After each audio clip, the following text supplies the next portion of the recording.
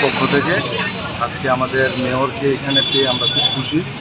Actually আমাদের মন্দিরটা আমরা শুরু করেছিলাম, কিন্তু অনেক অর্থের অভাবে বা অনেক সহযোগিতার অভাবে আমাদের মন্দিরটা ওই রকম অবস্থায় পড়েছিল, আমরা কিছু করতে পারছিলাম না। দাদা শুনেছে, আমাদের মেয়র সাহেব এবং আমাদের এলাকার বিধায়ক উনি আমাদেরকে নিয়ে বসে একটা ডিসিশন নিয়েছে। উনি বলল যে আমি ব্যাপারটা দেখছি, যতটুকু করা যায় ওনার হস্তক্ষেপে আবার মন্দিরের কাজ শুরু হচ্ছে। আজকে উনি পরিদর্শন করতে আমাদের মেহেরখালীতে এসছে এবং আমরা মন্দির কমিটির ওনার সাথে এই ব্যাপারটা সত্যি যাচ্ছে।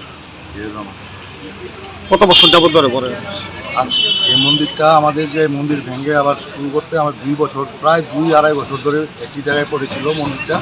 এটাতে যে করব আমরা ওরকম সমর্থন ছিল না। তারপর দাদা শুনে ব্যাপারটা শুনে উনি ওনার হস্তক্ষেপে আমাদেরকে সবাইকে নিয়ে একটা রবিবারে মিটিং করে উনি ওনার সহযোগিতায় এই মন্দির এখন নির্মাণের কাজ শুরু হয়েছে। বিগত দিনে মন্দিরের মন্দিরটা অ্যাকচুয়ালি একজন বাবা উনি চলাতেন। তারপর ওনার মারা যাওয়ার পর আমাদের এই এলাকার আমরা যুবকরা এবং অভিভাবকরা মিলে এই মন্দিরটার কাজ শুরু করেছি। দীর্ঘদিনের পূজা করছে এবং প্রত্যেক ভাগ সামনে